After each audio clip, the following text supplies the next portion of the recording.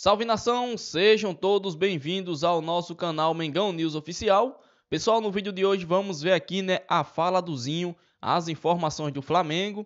Vamos ver ainda sobre a apresentação do Tite e o novo reforço que pode pintar na equipe do Flamengo. Então, fica até o final do vídeo, se inscreva aqui no nosso canal Mengão News Oficial, deixe muito like nesse vídeo, ative o sininho de notificações, vem comigo e bora pro vídeo.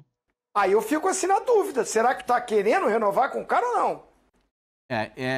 Tem gente aqui antigamente chamava Rotoria Sul, quando o Zinho jogava no Palmeiras, agora chama Rua Palestra Itália. Tem gente ali, ó, o olhão desse tamanho, ó o tamanho do olho do pessoal lá, ó o tamanho do...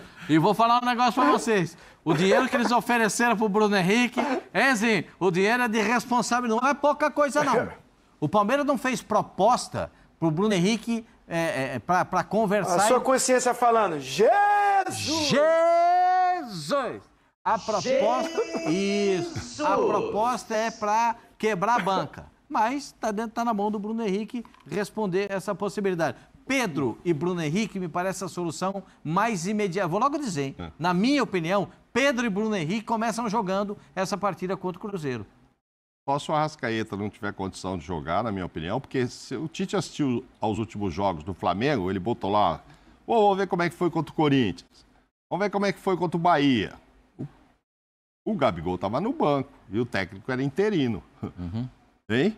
E o Sampaoli também andou colocando no banco. Sim. O Pedro não jogou mesmo não tendo o Arrascaeta e tal, ou seja, vamos dizer, sobrando uma vaga, nem contra o Corinthians. Nos dois jogos ele entrou no segundo tempo no lugar do Pedro. Também não jogou, nem juntos o Mário Jorge colocou. Então, assim, a gente é o último time que viu. Que ele olhou lá, os últimos jogos e tal. Já não tinha o Gabigol.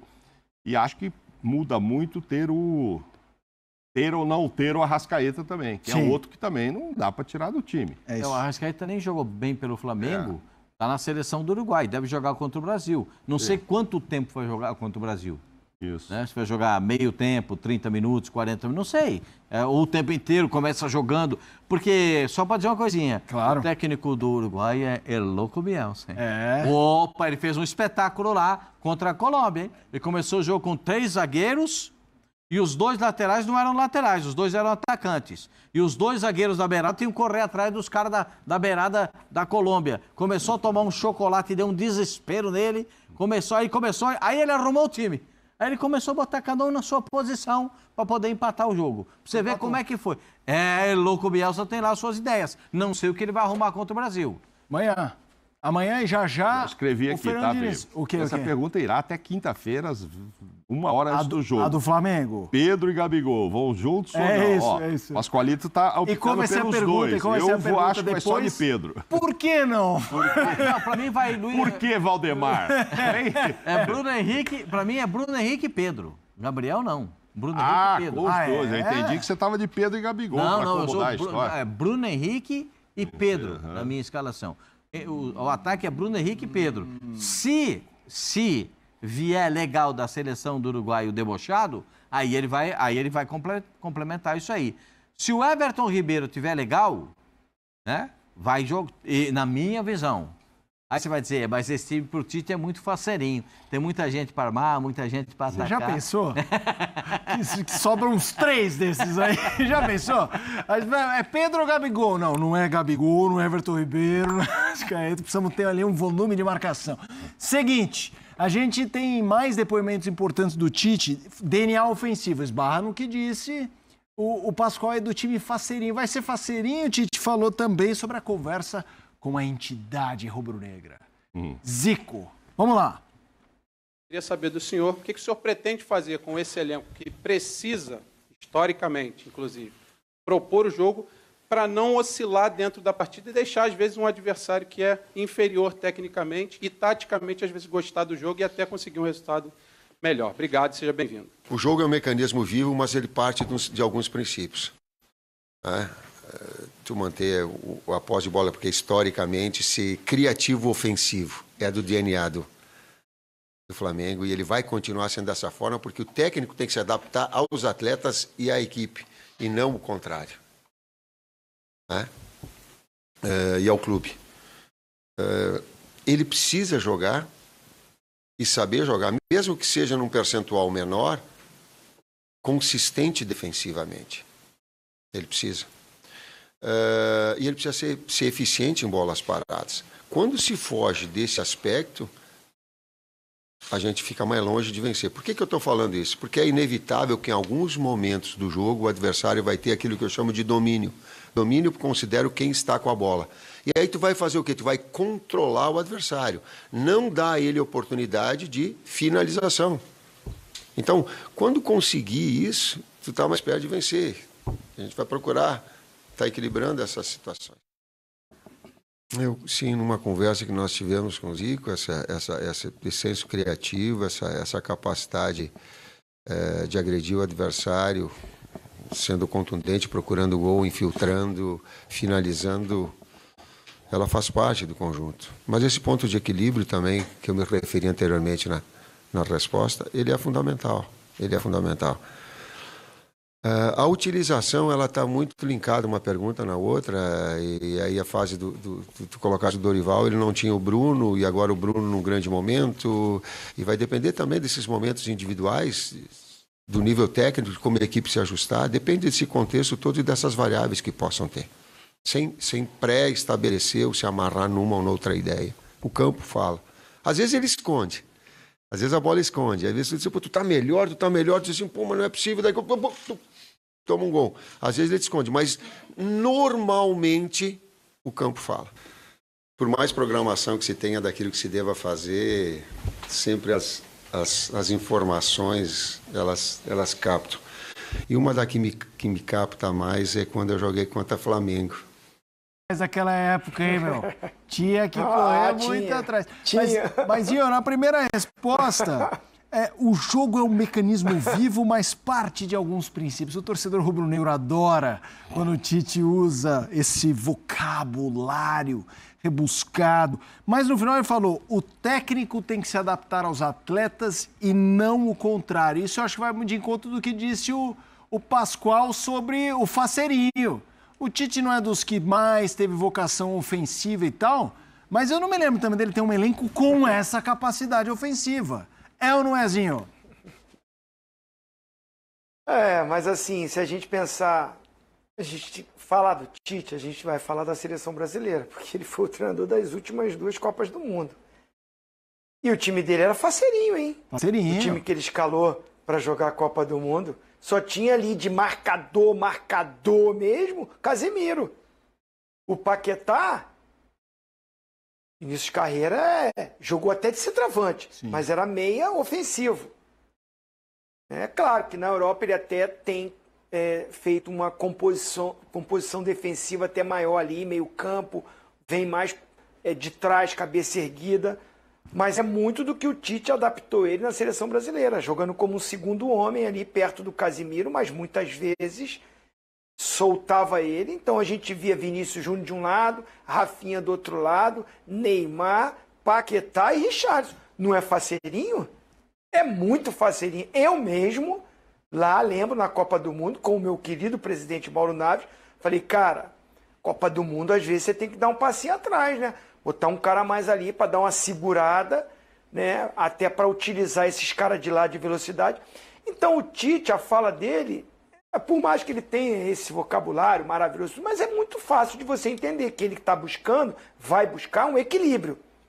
Não adianta falar, tem que jogar, o Flamengo, o DNA é ofensivo, o Flamengo é só para frente, tudo. Esse time que ele citou, o Lico, trabalhava para todo mundo. Quem conhece a história do Flamengo, que acompanhou esse time, eu era moleque.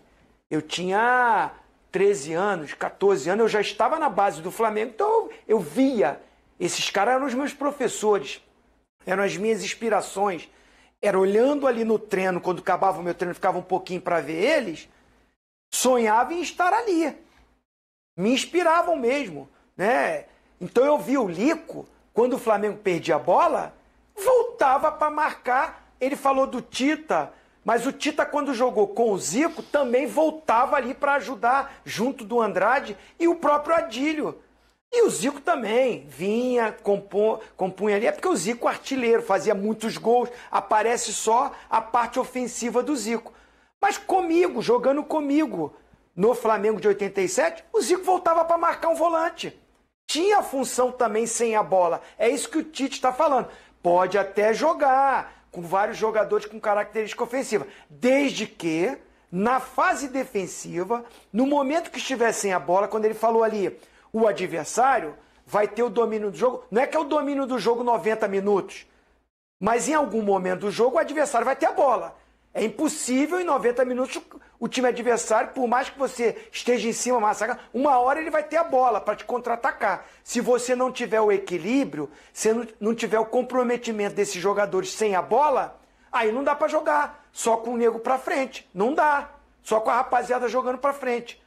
Entendeu? Então, assim, eu entendi muito bem o que ele falou. Ô Gabigol, ô Pedro, dá para vocês jogarem juntos. Mas sem a bola, eu vou precisar que vocês tenham uma recomposição, tenham um comprometimento para esse time não ficar tão exposto, que é o que mais a gente falou nos últimos anos do Flamengo. Vamos fazer o seguinte, tem mais assunto para a gente explorar aqui com o Tite, ele realmente falou bastante coisa sobre os contratos. Aquela coisa da reformulação, que é algo que muita gente acha que o Tite também foi chamado já no fim desse ano para também, além do objetivo esportivo, de lutar por Libertadores de forma direta e tudo mais, quiçá tentar incomodar a liderança de Campeonato Brasileiro do Botafogo, mas escolher, selecionar, verificar quem tem que ficar e quem, de repente, já deu o que tinha que dar. Rafael Marques, da ESPN. Você falou já sobre a questão em cima do discurso do presidente Rodolfo Landim, e já algumas vezes nesse pouco tempo de coletivo você falou sobre 2024. Então a pergunta tem a ver com essa projeção. São 6 contratos, aliás 5, né, que terminam agora, e o Gabigol que não termina agora, mas já está havendo uma conversa, algum entendimento para poder antecipar uma negociação futura de um contrato que vai até o final do ano que vem. Você está participando diretamente disso? Você pediu alguns jogadores? E aqueles que têm os contratos terminando agora, mas que não tiveram uma performance muito satisfatória tecnicamente esse ano, como o caso de Rodrigo Caio, Davi Luiz e até o próprio Felipe Luiz, que muitas vezes ficou fora. Você está participando dessas decisões para o ano que vem? Rafael, o técnico é uma figura importante na engrenagem do clube, mas acima, numa hierarquia, está a sua direção, que ela já tem um comando e uma diretriz.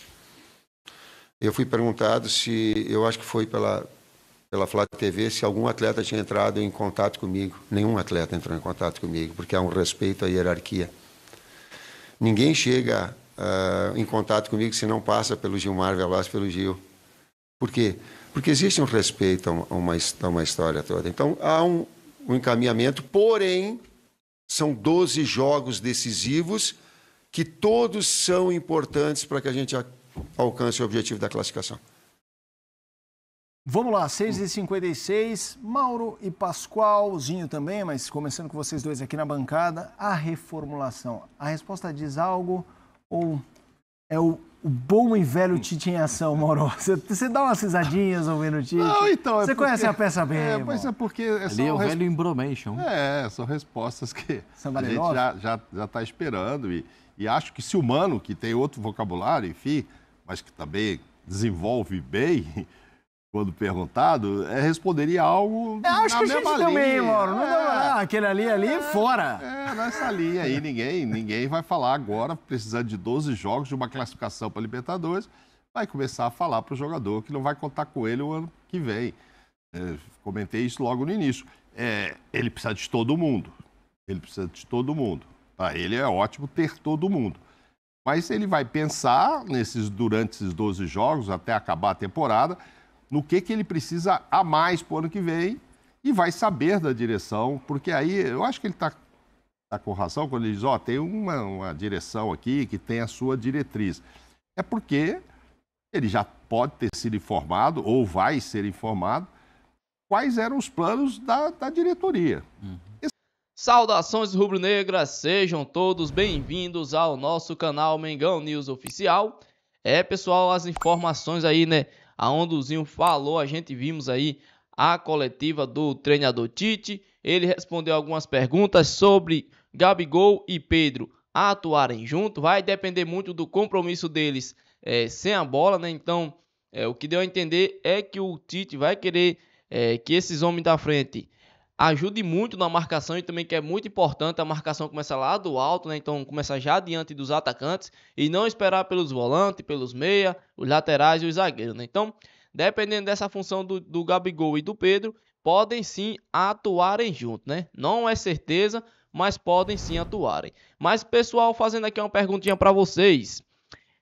Você começaria quinta-feira o jogo com Pedro e Bruno Henrique, Gabigol ou Bruno Henrique, né? O Bruno Henrique é titular aí sem muita, né, discussão.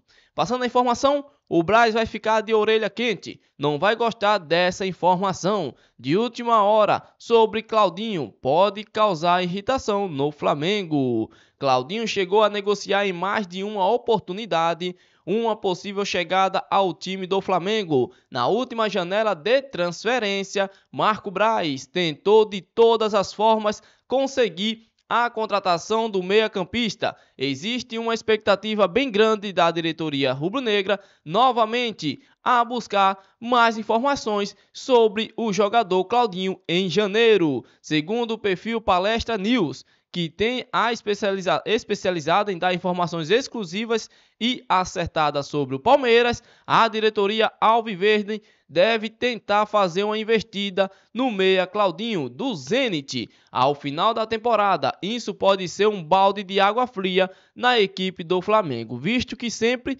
o quis, né? A equipe do Flamengo sempre teve interesse no Claudinho. Mas já comenta aqui, vocês gostariam de ver o Claudinho vestindo a camisa do Flamengo? É um grande jogador, sem dúvidas. Saiu da equipe do Red Bull Bragantino em alta, né, jogando muita bola. E comente aqui, né, se vocês gostariam de ver o Claudinho vestindo a camisa do Flamengo, né? O Claudinho, que sem dúvidas é um grande meio de campo, né? Ele ia chegar na equipe do Flamengo para poder suprir aí, né, a necessidade de quando o Arrascaeta tivesse ausente ou machucado. Então, sem dúvidas, eu gostaria sim de ver o Claudinho vestindo a camisa do Mengão. Ainda sobre a informação do jogador, o jogador que teve seu nome ligado à equipe do Palmeiras deve receber uma oferta mais forte do que o esperado em breve. O perfil deixou uma oferta mais forte do que o esperado, né? O perfil deixou bem claro que as tratativas ainda não se iniciaram e ainda é apenas um interesse, mas é muito provável de que ao menos tenha uma negociação no fim da temporada. Então, a equipe do Palmeiras aí vai oferecer uma grande bolada, né, para poder contratar aí o Claudinho da equipe do Zenit. O Flamengo desistiu da contratação do Claudinho, o Zenit aumentou o valor do meio-campista e o rubro-negro decidiu não pagar a diferença de 10 milhões de euros, cerca de 51,9 milhões de reais. Na ocasião, também não houve acordo pelo meia Wendel, que também pertence aos russos. Então o Flamengo já teve interesse aí pelo Wendel, que também pertence à equipe do Zenit, e também já teve interesse por Claudinho. Então tudo indica que o Palmeiras aí, como não conseguiu, né, a negociação com o Bruno Henrique, vai vir muito forte para tentar contratar o Claudinho e assim dar um chapéu na equipe do Flamengo, beleza? Então esse aqui foi o nosso vídeo, espero que vocês tenham gostado. Se você ainda não é inscrito, já se inscreva aqui no nosso canal Mengão News Oficial, deixe muito like nesse vídeo, ative o sininho de notificações e até os próximos vídeos e fui!